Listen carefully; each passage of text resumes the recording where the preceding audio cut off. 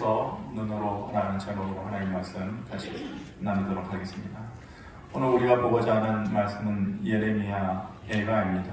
말 그대로 애가 슬픈 노래다, 애통하는 노래다, 아픔이 있는 노래다, 이런 뜻입니다.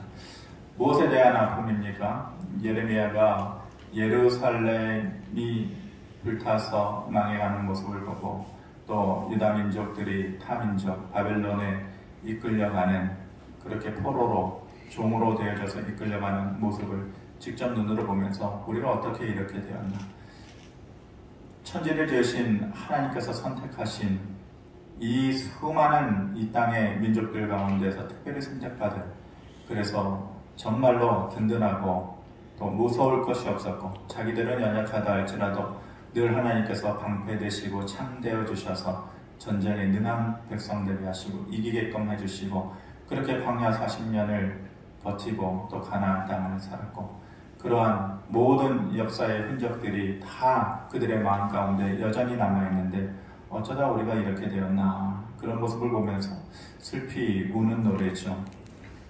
내용은 무엇을 우리가 잘못했는가, 우리가 무엇을 잘못했기에 여기까지 오게 되었는가, 또 우리가 무엇을 다시 기억해야 하는가 라는 것에 대해서 말씀하고 있는 본문입니다. 그리고 그 겪고 있는 모든 일에는 하나님의 뜻이 여전히 있고 또 하나님의 계획이 있다라는 것을 듣는 모든 사람들에게 말해주려고 하는 것입니다. 선지자들의 삶이라고 하는 것이 결코 화려하지 않았습니다. 그 당시의 선지자들은 지금으로 보면은 목회자들이라고 볼 수 있을 텐데, 정말로 아주 소수의 몇몇 목회자들을 빼고는 그렇게 목회자들의 삶이라는 것, 그때의 선지자들의 삶이라는 것이 화려하지 않습니다. 고달프고 또 외로운 것입니다. 대부분의 사람들은 그렇습니다. 특히 바벨론 포로기에 활동했던 선지자, 대표적인 선지자들이 그랬었죠.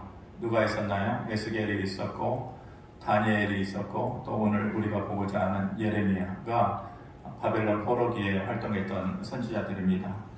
BC 605년에 제일 먼저 다니엘이 바벨론의 포로로 잡혀가게 되죠. 그리고 한 10여 년 지났을 때에 두 번째로 에스겔이 1만 명의 사람과 함께 바벨론의 포로로 잡혀가게 됩니다. 모두 그렇게 고단했던 삶이었어요. 선지자의 삶이라는 것이. 특히 다니엘은 우리가 지난주에 봤듯이 그 타국에 가서 하나님께서 주시는 은혜를 통해서 능력을 발휘해서 높은 자리에 이르게 되었지만은 미워하는 사람들이 있죠. 시기하는 사람, 남이 잘 되는 것을 못 보는 사람, 그들의 음모에 휩쓸려서 사자굴에 던지게 되는 그러한 위험까지도 겪고, 이렇듯 대부분의 선지자들의 삶이라는 것이 힘들고 어려웠는데 그 셋 중에서도 누가 그렇게 가장 고달프고 힘들었을까 생각하면 예레미야인 것 같아요. 예레미야. 다니엘이 어려웠던 것, 또 에스겔이 어려웠던 것, 이방 민족에 끌려가서 이방 민족의 사람들에게 미움받는 거죠. 시기받는 것, 그리고 그들의 음모에 휘둘리게 되어지는 것, 그것은 당연해요. 같은 동족이 아니니까 그럴 수도 있고, 또 그런 으로 인해서 겪는 마음의 무거움이나 아픔이라는 것은 마음 단단히 먹으면 겪을 만한 일이죠. 그런데 예레미야는 좀 달라요.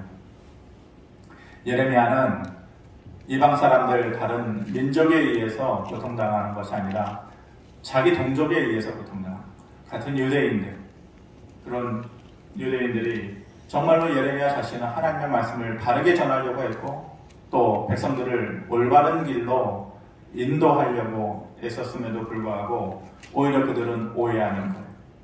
그리고 미워하고 죽이려고 시도를 하는 것이죠. 오늘 보면 53절, 54절을 보니까 그들이 남이 아니에요. 같은 동족 유대인들이. 그들이 내 생명을 끊으려고 나를 구덩이에 넣고 그 위에 돌을 던짐이요, 물이 내 머리 위로 넘치니 내가 스스로 이르기를 이제는 멸절되었구나 하는도다. 이제는 내가 죽게 되었구나. 이 예레미야의 마지막 고백이 내가 멸절되게 되었구나. 끝나게 되었구나. 깊은 웅덩이에 던져졌다라는 것은 스스로 나올 수 없는 거예요. 깊은 웅덩이는 아무리 몸부림치고 있어도 스스로 나올 수가 없는 끝자락인 것입니다. 그러므로 예레미야가 느끼는 감정이라는 것은 허무함이고 절망이죠. 그리고 마지막에 느끼는 인간적인 감정이라는 것은 배신감이었을 것이에요. 잘하려고 하다가 느끼는 이런 감정은 오히려 그 사람을 힘들게 만들어요. 잘하려고 했었는데, 몸부림치는데, 발버둥 치는데 오히려 가까이에서 사람들이 자기를 깊은 웅덩이에 집어넣을 때에는 괴로운 거예요. 그래서 오히려 이럴 때에 포기하게 되는 거예요. 이럴 때 사람들이 쉽게 놓게 되는 것이죠. 이게 끝인가 싶은 마음이 드는 거죠. 이게 마지막인가? 노래 가사처럼 여기까지인가? 이런 생각들을 자꾸 하게 되는 것이죠. 그런데 그 순간에 예레미야가 어떻습니까? 보통의 사람들이라면 그래 여기까지인가 보다 이렇게 생각할 수 있는데 예레미야가 눈물 많은 선지자고 고달프고 외로운 선지자였긴 하지만은 그가 이 55절에 이렇게 얘기합니다. 그 상황 가운데에서 여호와여 내가 심히 깊은 구덩이에서 주의 이름을 불렀나이다. 여기까지인가 마지막인가 싶은 그 순간에 예레미야는 그 깊은 웅덩이에서 주의 이름을 불렀다 그렇게 말합니다. 사람이 깊은 웅덩이에 빠지게 되면 뭘 할 수 있을까요? 소망할까요? 희망할까요? 꿈을 꿀까요? 발버둥치기 하겠지만 몇 번 발버둥치면 깊은 웅덩이에서 할 수 있는 일이 없다라는 것을 깨닫게 되어지죠. 그러면 그냥 널브러지게 되는 것이죠. 그런데 그 깊은 웅덩이에서 사람이 뭘 할 수 있을까? 요즘으로 치면은 핸드폰 하면 되겠죠. 핸드폰으로 뭘 해요? 119 치면 되잖아요. 119 쳐서 구해달라. 깊은 웅덩이에 빠졌으니까 구해달라.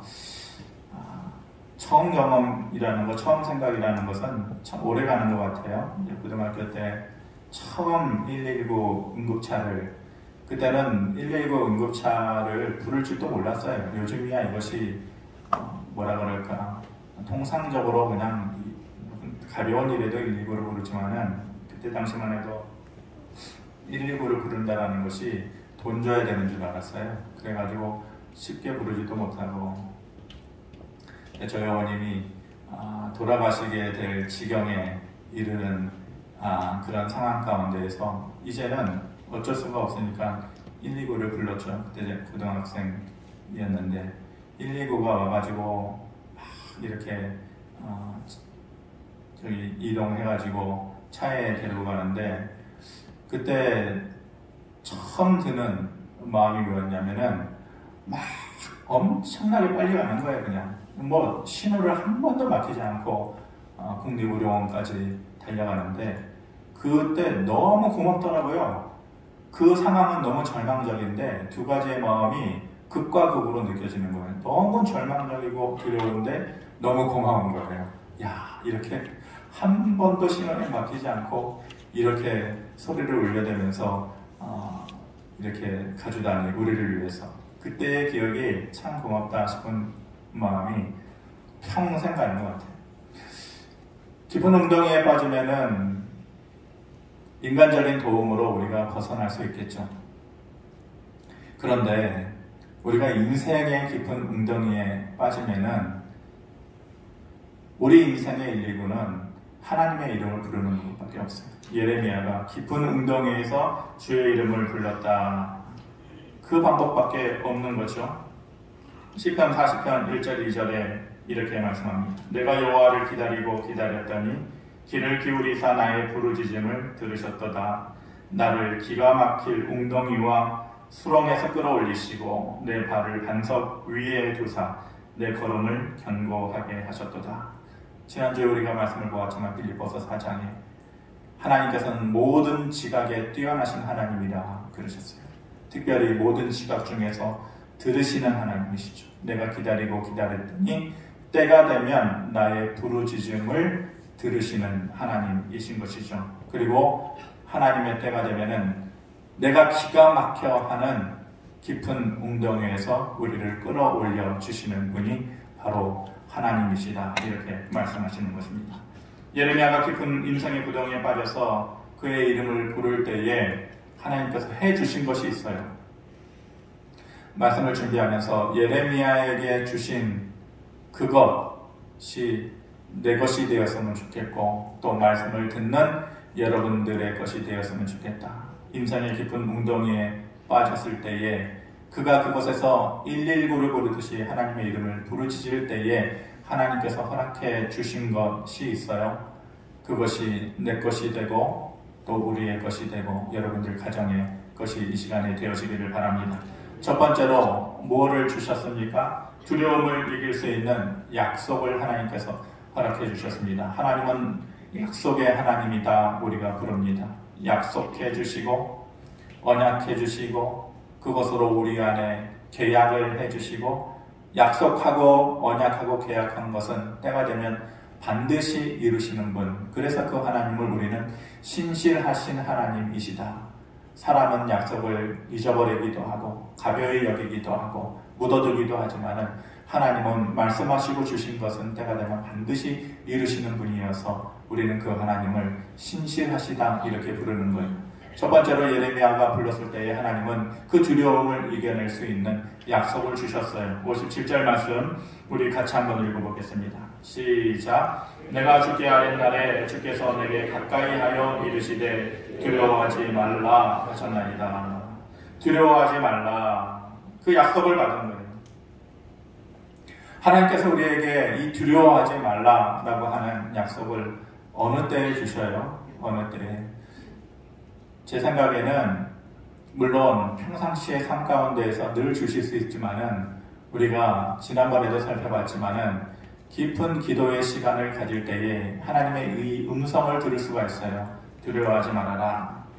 근데 어떻게 두려워하지 않아요? 두려움의 상황은 여전히 내게 남아있고 나를 힘들게 하고 괴롭게 하는데 어떻게 하면 두려워하지 않을 수가 있어요? 그의 이름을 깊이 부르면 그럴 수 있어요. 누구의 얘기가 아니라 다분히 제 개인적인 경험이지만은 그의 이름을 깊이 부르면 두려움에서 사라질 수 있어요. 병원 신세를 지는 게 뭐가 좋겠습니까? 그런데 오랫동안 병원을 다니면서 예전에 서울대병원을 계속해서 다녔었는데 마음이 안 좋더라고요. 내가 왜 자꾸 이런 데를 왔대나. 그래서 중간에 이제 비는 시간이 오래돼서 이렇게 한 바퀴 둘러보다가 그 서울대병원 뭐 아시는 분들 아시겠지만 어린이 병동 옆에 교회가 있어요. 작은 교회가. 그곳에 가가지고 말 그대로 철퍼덕 하고 앉아서 많은 기도라는 거 여러분들에게 자주 얘기했지만은 많은 생각의 부질없음, 많은 말의 부질없음, 하나님 앞에서 많은 생각과 많은 말은 그렇게 필요하지 않은 것 같아요. 깊이 그 이름을 생각하고 부를 때에 마음속에 빛이 들어오는 것 같더라고요. 마치 내 가슴을 뻥 뚫고 빛이 들어오는 것 같은. 그럴 때에는 우리가 두려움을 이겨낼 수가 있는 거예요. 우리가 두려움을 이겨내는 방법이 뭐가 있을까요? 내 몸을 치장할 때 그럴까요? 돈을 많이 간직하고 있을 때 그럴까요? 주변의 사람들이 와가지고 좋은 말로 위로해 줄 때 그럴까요? 그렇잖아요. 우리의 인생에 정말 깊은 절망과 구덩이에 빠져 있을 때에는 그의 이름을 깊이 부르는 거예요. 깊이. 그러니까 그런 시간을 가져야 돼요. 저 바빠가지고요. 안 되겠는데요. 그러면은 못 느끼는 거예요. 따로 구별되고 깊이 부를 수 있는 시간만을 내가 가질 때에 그 하나님을 만날 수 있고 그 하나님께서 주시는 그 두려움을 이겨낼 수 있는 약속을 우리가 받을 수가 있는 것입니다. 제가 개인적으로 힘들 때 이 말씀이 여러분들 성경 말씀을 많이 알고 많이 외우고 있는다라는 것이 정말로 귀하고 그것이 능력이 된다는 것은 순간순간에 어떤 상황이 될 때에 그 말씀이 툭툭 튀어나와서 나를 이끌어가는 것이죠.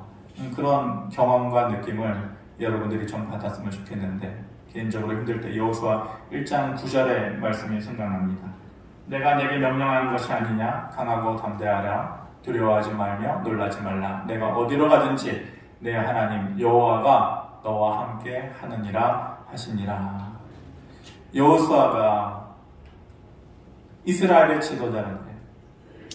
그런데 누구의 뒤를 이어서 지도자가 된다는 것은 참 어려운 일인데, 그 앞에 선임자가 뭘 좀 못하고 나가면은 뒤에 사람이 덜 부담스럽죠.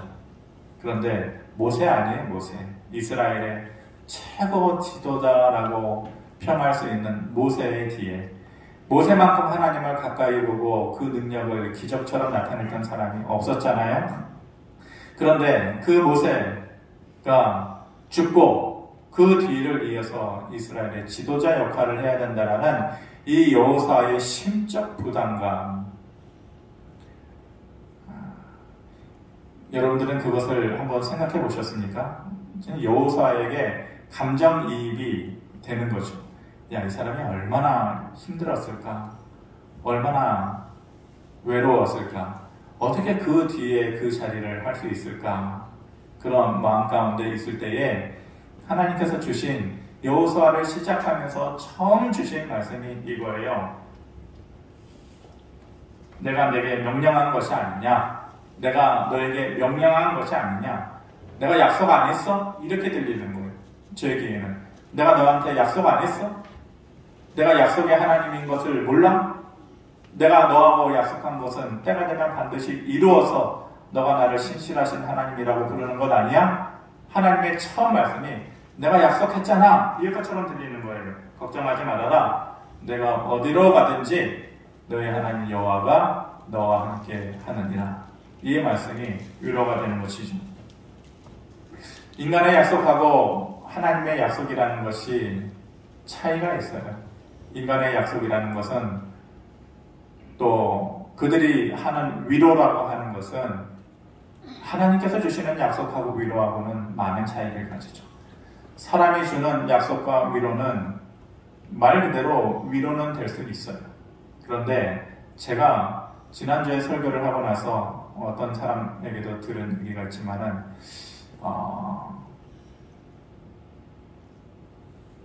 목사님이 자꾸 부정적인 생각을 하는 것 같다. 그래서 왜 그러냐 그랬더니 부질없다라는 말을, 부질없다. 그러니까 사람의 위로는 부질없다. 많은 생각도 부질없다. 근데 그것은 그 상황이 되니까 그렇게 말씀드리고, 근데 그러다 보니까 제가 자꾸 부질없다라는 생각을 하게 되더라고요. 사람의 위로도 그렇다. 정말로 힘들고 어려울 때 많은 생각을 하는 것이 참 부질없다. 차라리 기도해야지. 사람의 말 위로라는 것도 참 부질없다. 사람의 말과 위로라는 것은 그 순간에 마음을 안정화시킬 수는 있지만은 그것이 능력이 되지는 않죠. 사람의 말이라는 게 능력이 됩니까? 사람의 말이라는 게 상황을 바꿔놓을 수는 없죠. 그런데 하나님의 말과 하나님의 위로는 달라요. 하나님의 말과 하나님의 위로는 단순히 위로에서 멈추지 않고 그것이 능력이 되어져요. 능력이 되어져서 상황을 바꿔놓을 수 있도록 그때부터 하나님께서 움직이시는 거예요. 하나님께서 약속을 하셨어요. 위로를 주셨어요. 인간의 위로는 그것으로 끝나요. 그런데 하나님의 위로와 약속은 그때부터 움직이는 거예요. 상황을 바꿔나가시는 능력이 되는 것이죠. 그래서 여호수아 3장 7절에 그렇게 여호수아가 모세의 뒤를 이어서 지도자가 된다는 것이 도저히 안 되겠다. 내 힘으로는 안 되고 너무 힘들고 고달프고 지친다. 이랬을 때에 하나님께서 내가 약속하지 않았어? 그렇게만 말하고 끝난 것이 아니에요. 그러면서 3장 7절에 여호와께서 여호수아에게 이르시되 내가 오늘부터 시작하여 너를 온 이스라엘의 목전에서 크게 하여 내가 모세와 함께 있었던 것 같이 너와 함께 있는 것을 그들이 알게 하리라. 그러면서 그 약속을, 그 위로를 능력으로 보여주시는 것이에요. 뭐라 그래? 내가 오늘부터 시작하여. 그러니까 하나님의 약속과 위로는 구체적이에요. 인간의 말처럼 그렇게 안개 사라지듯이 사라지는 것이 아니에요. 하나님의 약속과 위로는 구체적이에요. 오늘부터 시작하여 달라지게 할게.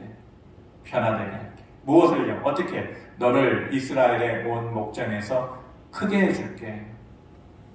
모세처럼 크게 해줄게. 그리고 내가 모세와 함께 있었던 것 같이 너와 함께 있는 것도 그들이 알게 하리라. 그들이 알아야 여호수아를 무시하지 않죠. 그들이 알아야 여호수아의 말을 모세의 말과 같이 순종하죠. 알지 못하고 깨달지 못하면 지도자로 인정해 주지 않을 거 아니에요. 그런데 하나님께서 구체적으로 하셔요. 하나님의 약속과 위로가 표현되어지는 것이, 겉으로 드러나는 것이, 오늘부터 시작하여 너를 크게 해주고 내가 모세와 함께 있었던 것 같이 너와 함께 있는 것을 사람들이 알게 하리라. 그렇게 말씀하시고 그대로 해주신 것입니다. 그렇게 예레미야와 구덩이에서 하나님의 이름을 부를 때에 첫 번째로는 두려움을 이길 수 있는 약속을 주셨어요. 두 번째로는 들었던 말에서 눈으로 보는 능력이 되게 하신 것이죠. 오늘 제목처럼 귀에서 눈으로 되어지는, 우리의 신앙은 들음에서 시작돼요. 믿음은 들음에서 시작돼요. 시작은 그거예요. 그렇지만 시작이 끝인가요? 시작을 했으면 나아가야죠. 나아가야 되면 중간 단계도 이루어지게 되고 그 중간 단계를 지나다 보면 높은 단계까지 이르게 되는 것이에요. 시작에서 멈추면 안 되는 것이에요. 믿음은 들음에서 시작되지만은 그 들음에서 시작된 그 믿음은 눈으로 보는 곳으로 나아가야 돼요. 그런데 듣는 것도 안 되는 사람이 있다면은 갈 길이 너무 멀어요. 먼저는 들음에서 성공해야 돼요. 하나님의 말씀을 듣고 내 마음이 열리는 것의 시작이에요. 그것이 출발이에요. 출발도 안 되면은 어떻게 과정을 거치고 결론에 가요? 어떻게 본론에 이르게 되고 어떻게 결론까지 가냐? 들음에서 시작되므로 출발을 해야 돼요. 하나님의 말씀을 듣는 마음의 문이 열리고, 그리고 그것을 들었을 때 우리 안에 은혜가 있어야 이제 출발하는 거예요. 그런데 그것이 안 되면은 듣는 신앙도 못 가는 거예요. 우리의 신앙은 귀에서 눈으로 가야 돼요. 어린아이가 시간이 지나면은 기다가 걷다가 뛰기도 하듯이 우리의 믿음도 그리 가야 돼요. 그래서 귀에서 눈으로 가야 돼요. 58절에 주여 주께서 내 심령의 원통함을 풀어주셨고 내 생명을 속량하셨나이다. 그렇게 하나님의 약속을 뭘로요? 귀로 들었잖아요. 근데 귀에 머무는 것이 무슨 의미가 있냐고요. 제가 여러분들에게 수천 번을 이렇게 설교하고 귀를 열게끔 하고 귀가 열렸다 할지라도 여러분들에게 그것이 의미 있는 거예요? 위로는 되겠죠. 근데 우리의 믿음은 귀에서 반드시 눈으로 가야 돼요. 예레미야가 하나님의 이름을 불렀을 때에 처음에는 귀가 만족이 되었어요. 두려워하지 마라. 내가 약속한 것 아니냐? 귀가 만족되었어요. 그런데 그것이 무슨 의미가 있냐? 그런데 하나님께서 더 나아가서 귀에서 눈으로 가는 능력을 보여주셨던 것이죠. 내 심령의 원통함을 풀어주실 것이고가 아니고 내 심령의 원통함을 하나님께서 풀어주셨고 내 생명을 속량하셨나이다. 내 생명을 구원해 주셨다. 그렇게 말씀하시 주시는 것이죠. 아무도 깊은 구덩이에 빠져있는 예레미야를 기억해 주지 않는 것 같았어요. 아무도 자기 편이 없는 것 같았어요. 그런데 하나님께서 궁중내시를 통하여서 웅덩이에 빠진 예레미야를 기억하게 해주시고 왕에게 가서 예레미야의 현실에 대해서 그렇게 보고하게 되는 것이죠. 왕의 마음이 열리게 돼요.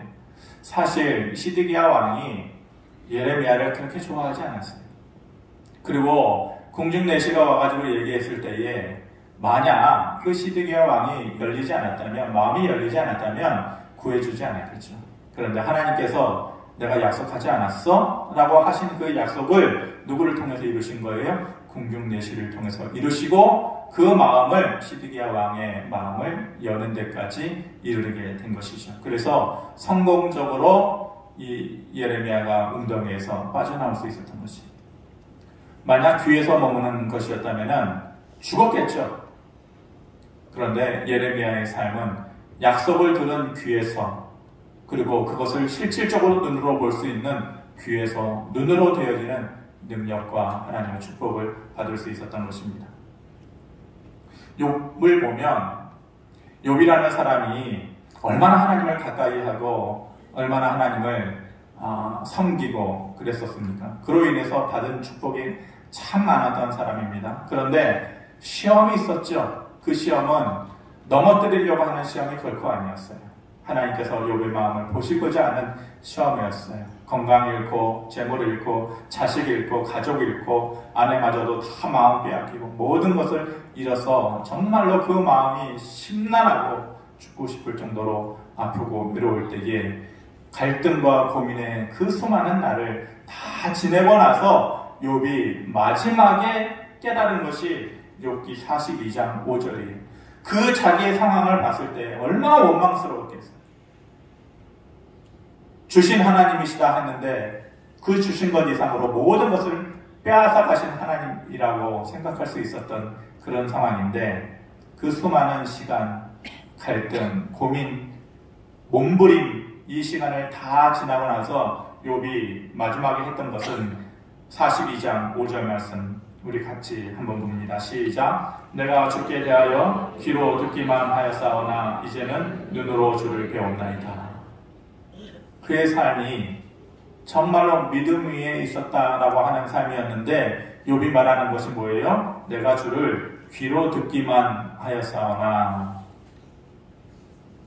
우리의 믿음이라는 것이 귀로 듣기만 하는 믿음이 되어서는 안 되는 것이죠. 귀로 듣기만 하였사오나 이제는 눈으로 주를 뵙는 듯이, 주의 위로도 내 눈으로 보고, 주의 능력도 내 눈으로 보고, 주의 전능하심도 내 눈으로 보고, 이렇게 우리의 삶이라는 것, 믿음이라는 것이 귀에서 눈으로 보여지는 그런 것으로 되어져야 되는 것입니다. 마지막으로 예레미야가 웅덩이에서 받았던 것은 귀에서 눈으로, 그리고 삶의 변화로 이어진 것입니다. 64절, 65절에 보면 여호와여 그들이 행한 대로 갚으소서, 그들의 마음을 굳어지게 하시고 그들에게 저주가 내리게 하소서. 사실 인간적인 기도 제목이겠죠. 자신의 마음을 아프게 하고 또 죽이려고 깊은 웅덩이에 빠뜨린 그들을 향하여서 인간적인 보복의 심리였겠지만은 자신의 말이 아니라 하나님을 향해서 말하는 것이죠. 문맥상으로는 뒤에 말이 먼저 나오고 앞에 말이 뒤에 나와야 될 것이에요. 문맥상으로는 그들의 마음을 굳어지게 하시고, 그들의 마음이 굳어지게 하시고, 하나님의 심판이 이르는 사람은 어떤 사람이냐? 굳은 마음을 가진 사람. 마음이 부드럽지 못한 사람. 사람이 말을 하면 서로가 서로를 배려하고 이해하고 이래야 되는데, 말을 했을 때 바위와 같은 사람이 있어요. 돌덩이와 같은 사람이 있어요. 사람과 사람 사이에도 그렇고 우리가 하나님을 만날 때에도 그런 마음을 가진 사람이 있어요. 굳은 마음을 가진 사람이에요. 그런 사람은 하나님의 은혜를 멀리할 수밖에 없는 거예요. 하나님의 은혜의 씨가 그 안에 뿌리내릴 수가 없는 것이에요. 그러니까 마음이 굳어지게 된다는 것은 하나님의 은혜가 떠나는 거예요. 지금 이 시간에 하나님의 말씀의 씨가 민들레 호시처럼 바람 타고 가다가 내 마음속에 사뿐히 자리 잡을 수 있어야 되는데, 내 마음이 돌덩이와 같으면, 바위덩이와 같으면은 그것이 뿌리내지는 못해요. 그래서 저는 사람이 나이 듦이라는 것은 부드러워짐이다 생각해요. 저도 아직도 젊지만은 젊었을 때는 칼이 목끝에 딱 들어와도 절대로 흔들리지 않는 그런 성격이었어요. 그런데 그 딱딱함이 마치 부러지지 않을 것 같은 그 견고함이 부질없다라는 생각을 하게 되는 것이죠. 그래서 나이듦이라는 것은 부드러워지는 것.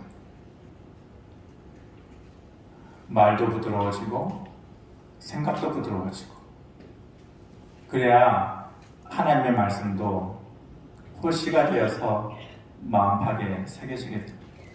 그런데 마음이 굳어진다라고 하는 것은 하나님의 은혜가 떠나는 사람이요, 하나님의 심판에 이르를 수밖에 없는 사람이죠. 그래서 마음을 굳어지게 하시고라는 것은 사실상 저주의 내용이에요. 심판의 내용이에요. 저주가 내리게 하시고, 그리고 결과적으로는 어떻게 돼요? 암만 여호와여 그들이 행한 대로 갚아주셔서, 하나님께서 갚아주셔요.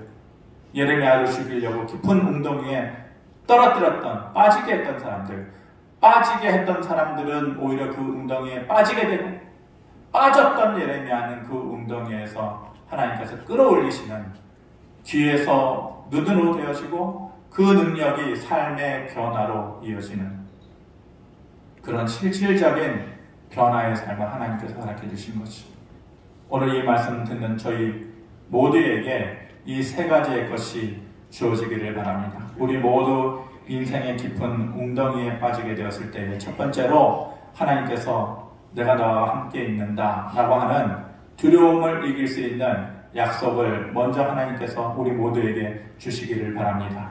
그리고 그 약속이 허무하게 인간의 약속과 위로처럼 사라지는 것이 아니라 그것이 귀에서 눈으로 보여지는 그러한 삶의 표현으로 되어지기를 바랍니다. 그리고 그것이 실질적으로 삶의 변화로 이어지는, 그래서 우리의 힘든 상황들을 역전시키고 또 힘들게 하는 모든 요인들을 이겨낼 수 있는 그러한 하나님의 축복이 말씀을 듣는 우리 모두에게 임하게 되어지기를 주님의 이름으로 축원합니다. 고마우신 아버지 하나님, 예레미야는 참 인간적인 선지자였고 눈물 많은 선지자였고 마음이 여린 선지자였습니다.